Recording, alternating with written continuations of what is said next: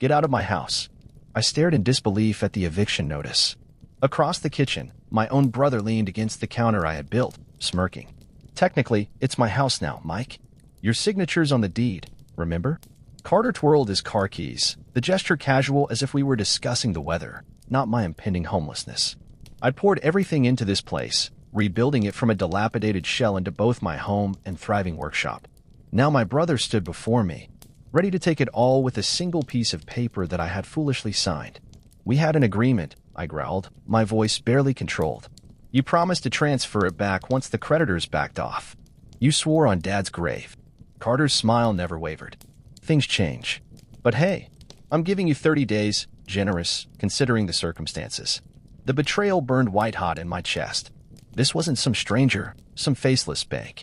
This was my flesh and blood. The brother I'd taught to ride a bike, helped through college applications, supported through his first heartbreak. My hand closed around the heavy wooden paperweight on the table, a piece I'd carved from old oak the day I'd finally paid off the mortgage. Before I realized what I was doing, I hurled it across the room, missing Carter's head by inches. It shattered the framed family photo behind him. Glass rained down as Carter's expression shifted from smug to shocked. For the first time, I glimpsed fear in his eyes. You're insane, he whispered, straightening up. No, I said, suddenly eerily calm. I'm just getting started. I reached for my phone. Who are you calling? Uncertainty crept into Carter's voice. I didn't answer, just pulled the locked drawer open and removed a small file box I kept for emergencies.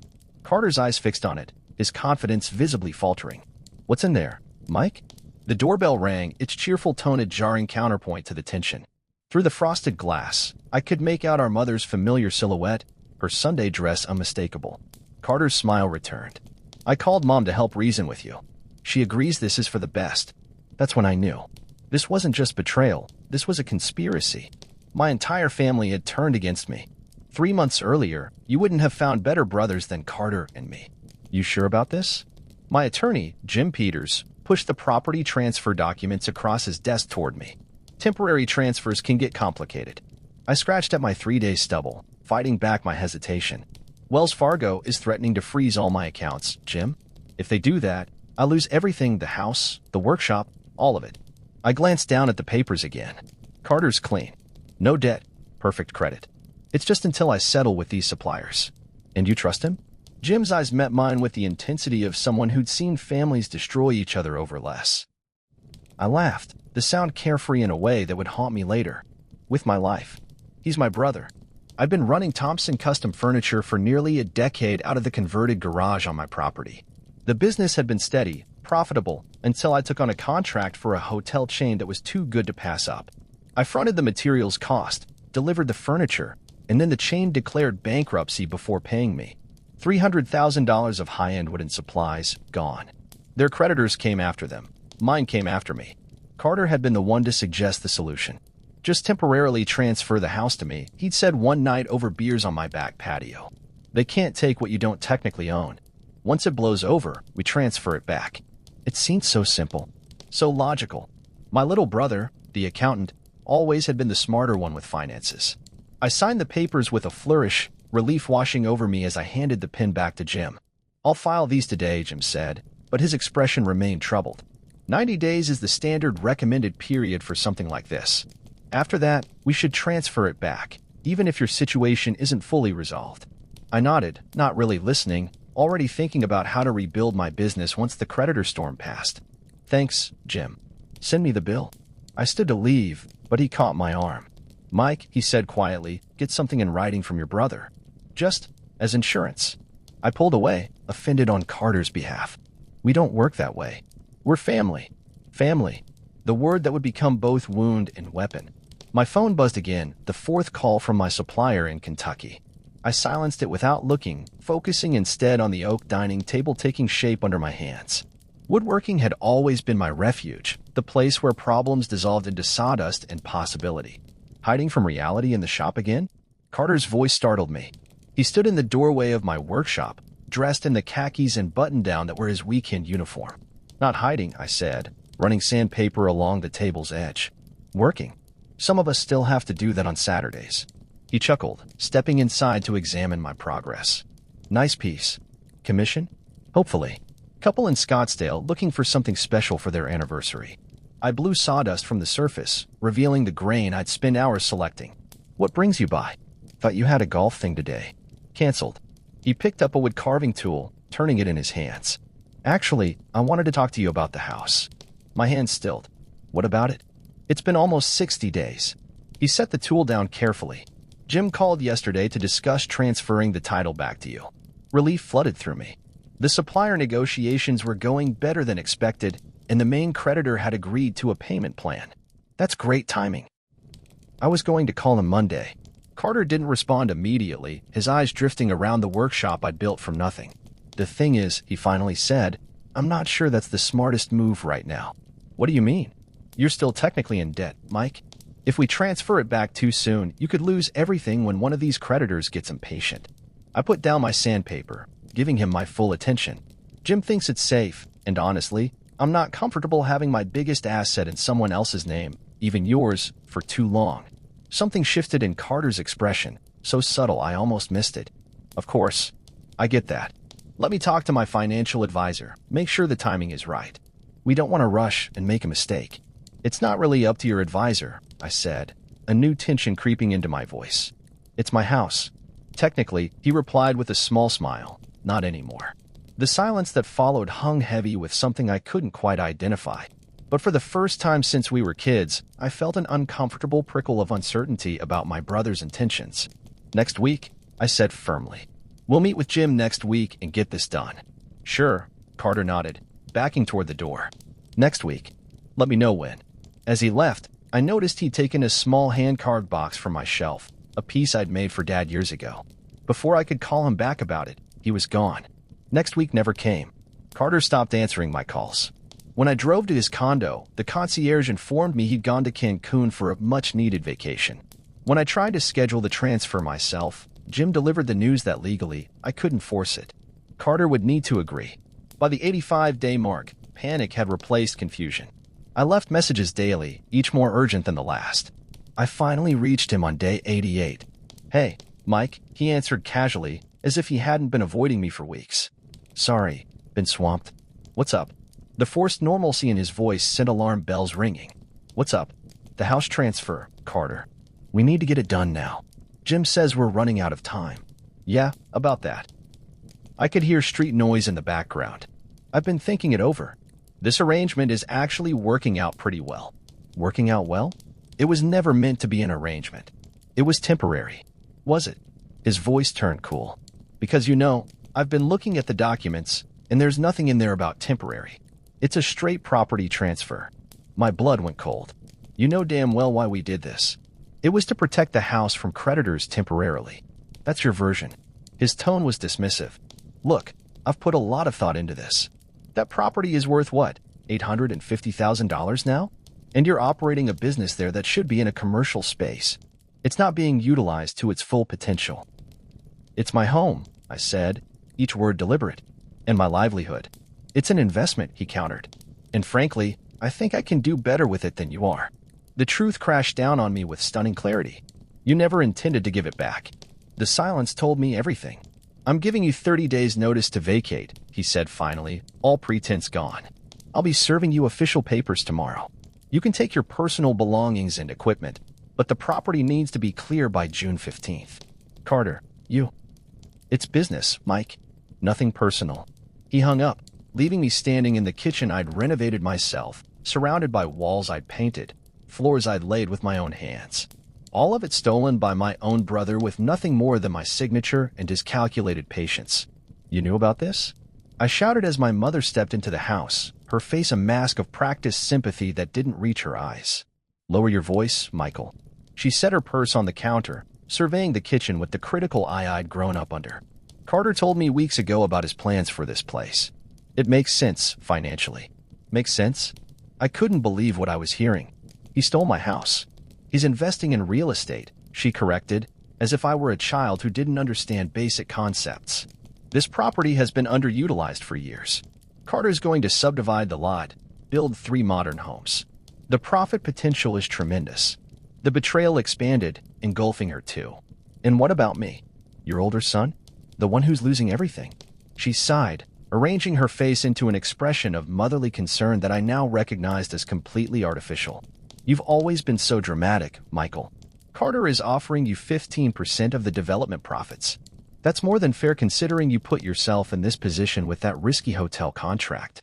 Carter leaned against the wall, watching the exchange with the detached interest of someone observing animals at a zoo. It's approximately $120,000, Mike. Enough to restart somewhere else. I built this business here. My clients know to find me here. The rage was making it hard to think clearly.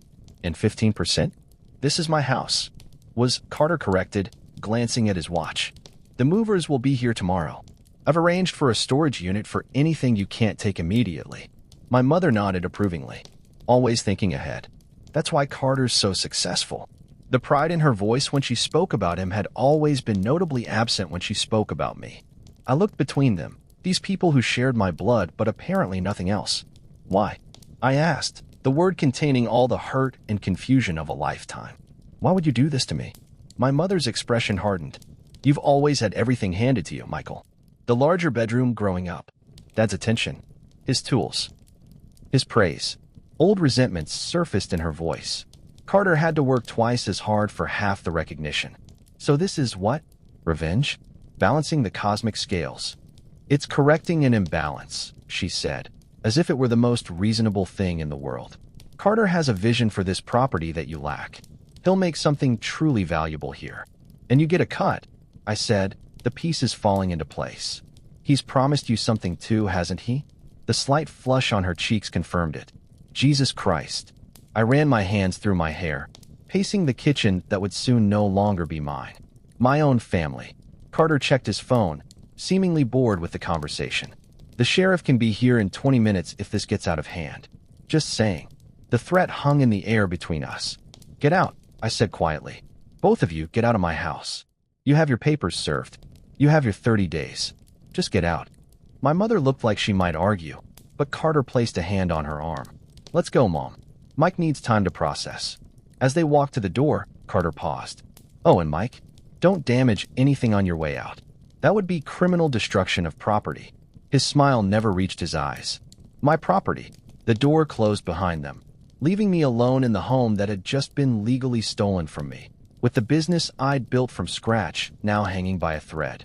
30 days to restart my entire life. I sank to the kitchen floor, back against the cabinets I'd installed myself, and tried to breathe through the panic and rage threatening to consume me. He can do this? Lisa, my ex-girlfriend from 3 years ago, paced my kitchen with the nervous energy of the lawyer she'd become. Just take your house, because you temporarily signed it over? Apparently. I pushed a beer toward her across the counter. Jim says the transfer was clean. No stipulations about it being temporary. No written agreement for transfer back. Just my signature, giving him full ownership. She took the beer, but didn't drink. And the business? Technically, I own the business, but not the property it's on. I laughed without humor. So I have a furniture business with nowhere to make furniture. Lisa's brow furrowed. There's got to be something. Some angle we're missing. I've been over it 100 times with Jim. Carter owns the house free and clear. End of story. She pulled out her phone, scrolling through her contacts. Let me call Marquez. He specializes in real estate law. Maybe he'll see something Jim missed. It doesn't matter, I said, suddenly exhausted. Even if there was a technicality, some loophole, I don't have money for a legal battle. Carter knows that. It's why he picked now to do this. Mike, Lisa said, her voice softening. You can't just give up your home. What choice do I have? The helplessness was the worst part. He's got the law on his side. Mom on his side. Even the timing on his side, since I'm still digging out from the hotel contract disaster. Lisa was quiet for a moment. Then, what about Jake? What about him? Your brother's ex-girlfriend. Didn't you say they had a nasty breakup last year? I nodded, remembering the drama. Jake had caught Carter cheating, confronted him publicly at a family dinner, and walked out. Carter had been livid about the embarrassment. You think she'd talk to me? Lisa shrugged. People who feel wronged often want to share. Especially if the person who wronged them is hurting someone else the same way. It was a long shot, but it was something. Anything was better than the paralyzed rage I'd been drowning in for days. Jake agreed to meet me at a coffee shop across town, nervous enough about seeing anyone connected to Carter that she insisted on a place he'd never visit.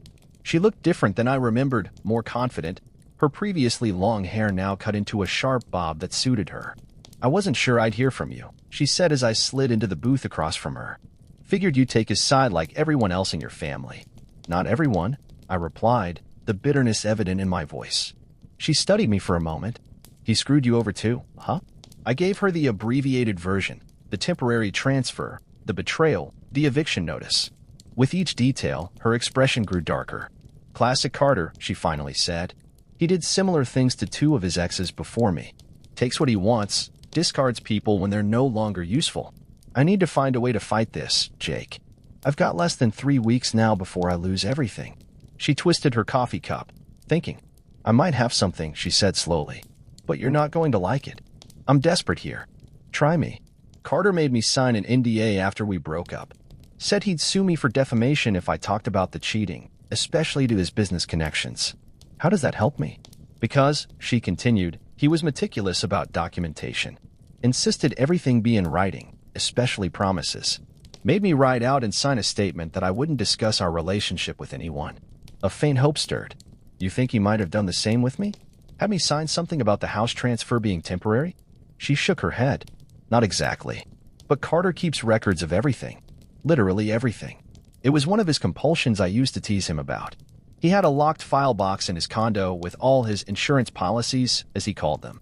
"What kind of insurance policies?" "Records of every agreement, every promise, every plan. He said it was to protect himself, but really, I think it was to protect his options." She leaned forward, including, sometimes, voicemails and recordings of conversations. The implication hit me. "You think he might have recorded our conversations about the house transfer?" "I would be shocked if he didn't," she said. "The question is, did he say anything incriminating in those recordings?"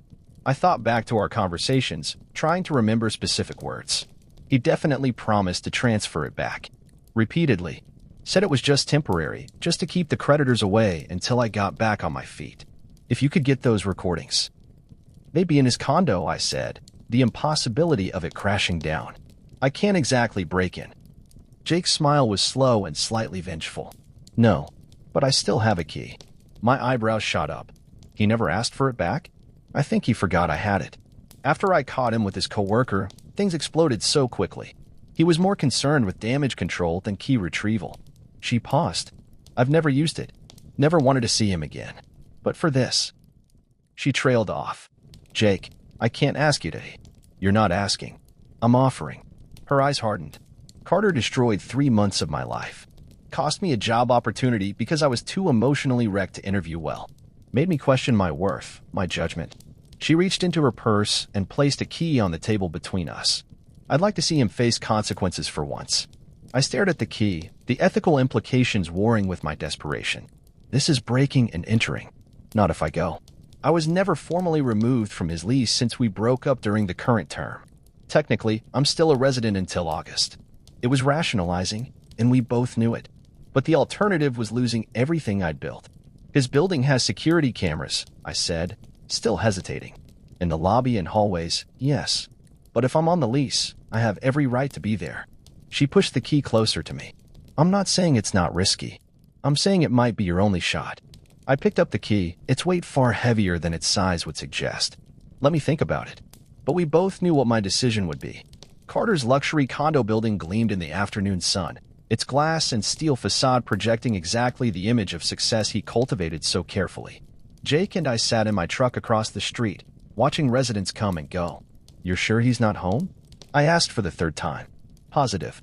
His personal assistant posted pictures of him golfing in Sedona an hour ago, tagged with real-time location."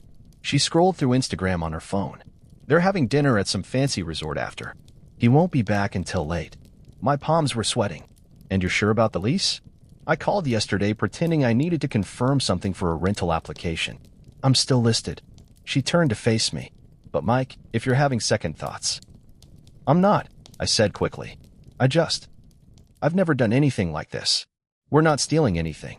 Just looking for evidence of his explicit promise to return your house. Evidence that should exist if he's as consistent as he used to be."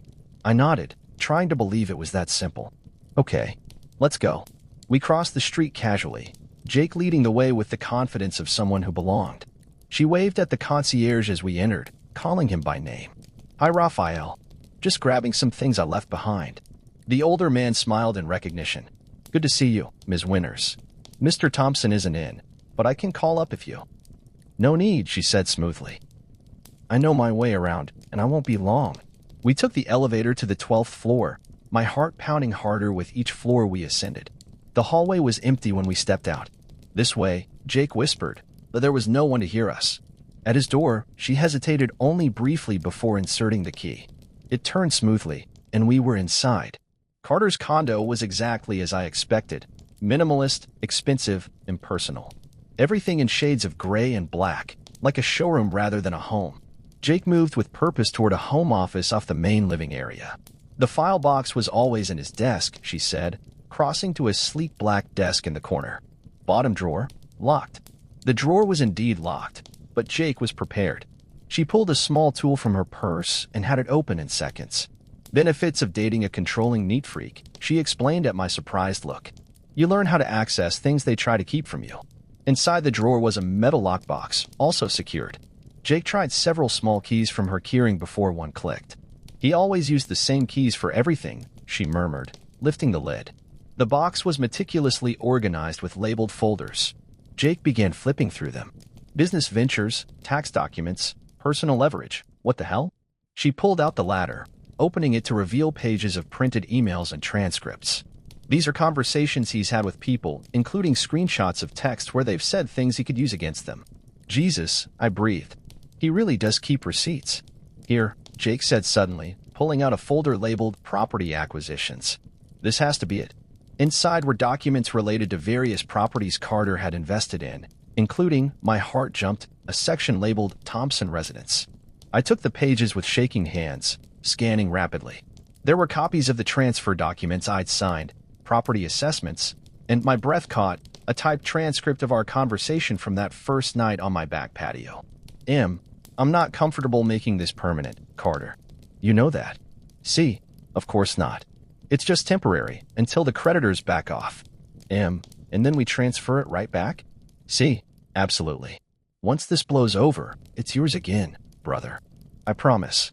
I'm trusting you with everything I've built. See, and I won't let you down.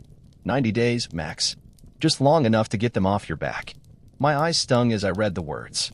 Proof. Actual proof of his promise. "There's more," Jake said, pointing to a notation at the bottom of the page. "Audio file, mt_house_agreement.mp3. He recorded it, I whispered. "Check this out."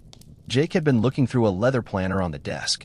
"Carter has a meeting with a developer next Tuesday about Thompson Property subdivision." Anger flared hot and fresh. "He's already planning to demolish my house." "Mike," Jake was still flipping through the folder. "There's something else. Emails between Carter and your mom. From months ago."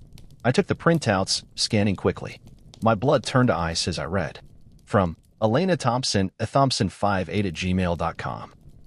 To Carter Thompson, carter.thompson@vivacityinvest.com. Subject, opportunity. Carter. "I've given it some thought, and you're right. That property has been wasted on Michael's hobby business for too long. Your father always said it would make a perfect development opportunity given the location. If you can secure ownership and develop it as discussed, the 12% stake would provide the retirement security I need. Michael will be upset initially, but he'll land on his feet. He always does. Let me know what you need from me to make this happen. Mom." The email was dated January 15th, over 2 months before the creditor issues, before Carter had ever suggested the temporary transfer. "This wasn't opportunistic," I said, the reality sinking in. "This was planned. They planned to take my house all along." "Mike," Jake's voice was urgent. "We need to go. We've been here too long." I snapped pictures of everything with my phone, the transcript, the emails, the developer meeting and the planner, then helped Jake return everything exactly as we'd found it. As we prepared to leave, something caught my eye. A small wooden box on Carter's bookshelf. The box I'd carved for our father. The one Carter had taken from my workshop. Without thinking, I picked it up. "Mike, what are you doing?" Jake hissed. "We can't take anything. This is mine," I said quietly. He took it from my shop. "It belongs to me." She hesitated, then nodded. "Let's go." We left as casually as we'd arrived, Jake waving goodbye to Raphael, the small wooden box tucked into my jacket pocket. Inside, alongside the evidence of my brother's betrayal, it felt like the only piece of my past I might be able to save. This changes everything, Lisa said, reviewing the photos I'd taken. We were sitting in her apartment, the evidence spread across her dining table. The transcript and those emails establish clear intent to defraud you. Can we use it? I asked. Legally, I mean, given how we obtained it? She frowned. That's tricky. The evidence itself is compelling, but the method of collection would be problematic in court, so it's useless. I didn't say that. She tapped the image of the transcript. This gives us leverage, Mike. Carter doesn't know we have this. Doesn't know we know the transfer was premeditated, or that Mom was involved from the beginning. So what do? We go to Jim with what we know, not how we know it, and have him arrange a meeting. Then we bluff. I shook my head. Carter doesn't bluff. He walks away if he doesn't hold all the cards. He doesn't know which cards you're holding, Lisa pointed out. And people with secrets get nervous when they think those secrets might be exposed. I've got nothing to lose, I admitted. Let's try it. Jim's office felt smaller than I remembered. The four of us crowded around his conference table. Jim, Carter, his attorney Simon, and me. I'd come alone, at Lisa's suggestion. Less threatening, she'd said. Make him think you're defeated. Carter looked relaxed, confident in his custom suit. I'm not sure what the point of this meeting is, he said, checking his watch. The property transfer is legal and final. Michael wanted to discuss transition arrangements, Jim said smoothly, ensuring a smooth handover of the property. There's not much to discuss, Carter replied. The eviction notice was clear. Out by the 15th. I stayed silent, watching him, letting the moment drag uncomfortably. Something else on your mind, Mike? Carter finally asked, a hint of impatience breaking through. I was just thinking about Dad, I said, pulling the small wooden box from my pocket and setting it on the table. About what he taught us growing up. Carter's eyes fixed on the box, a flicker of unease crossing his face. We're not here for a family therapy session. No, we're not, I agreed. We're here because you stole my house. A theft you planned with Mom back in January, before any creditor issues arose. His composure slipped slightly. That's absurd. You signed the transfer willingly, under false pretenses. You explicitly promised it was temporary, that you'd transfer it back within 90 days. I leaned forward. You even recorded our conversation about it. For your insurance, I assume. Carter's face drained of color. His attorney glanced at him questioningly. I don't know what you're talking about, Carter said, but his voice lacked conviction. I think you do. I opened the wooden box, removing a small USB drive I'd placed inside before the meeting. Just like I think you know about the emails between you and Mom discussing your opportunity to take my property and develop it for a nice 12% stake for her retirement. His attorney cleared his throat. Mr. Thompson, if there's any evidence of... There's nothing, Carter snapped. He's bluffing. I plugged the USB into Jim's computer. It was empty, a prop Lisa had suggested, but Carter didn't know that. Let's listen together, I suggested, watching panic rise in my brother's eyes. The whole unedited conversation about how the transfer was explicitly temporary. Or we could read the emails about how you and Mom planned this months in advance, targeting my house specifically. Where did you? Carter caught himself, but it was too late. The admission was in his aborted question. His attorney's expression turned serious. Carter, I need to speak with you privately. That won't be necessary, I said. Here's what's going to happen. You're going to transfer my house back to me today. You're going to cover all associated costs and fees. And you're going to disappear from my life. Or what? Carter's attempt at defiance was undermined by the sweat now visible on his forehead. Or these recordings and emails go to every business contact you have. Every investor. Every client. I leaned closer. How many of those deals would survive if people knew you defrauded your own brother? If they heard your explicit promises followed by your explicit betrayal? Simon turned to Carter. We should discuss this outside. They stepped out, leaving me with Jim, who looked both impressed and concerned. Do you actually have recordings? He asked quietly. I have what I need, I replied, not technically lying. 10 minutes later, Carter and Simon returned. Carter wouldn't meet my eyes. We'll transfer the property back, Simon said stiffly, with the stipulation that all copies of any materials are destroyed upon completion, and that your client never contacts me again, I added. That includes Mom. Carter's jaw tightened, but he nodded once, sharply. Draw up the paperwork, I told Jim, standing to leave. I'll wait. As I passed Carter, I paused. You asked me once if I trusted you with my life. The answer should have been no. 3 days later, I unlocked the front door of my house again, legally and completely, and stepped inside with a sense of both victory and loss. The property was mine, but the cost had been my family. In the kitchen, I opened the small wooden box that had been my father's and removed the one thing Carter hadn't known was inside, a handwritten note from Dad, tucked under the velvet lining. To my sons, it read, "Remember that what you build together is stronger than what you build alone. Love, Dad." I set the note aside, the irony too painful to contemplate. Instead, I pulled out my phone and did something I'd been putting off. I called Jake. It worked, I told her when she answered. "The house is back in my name."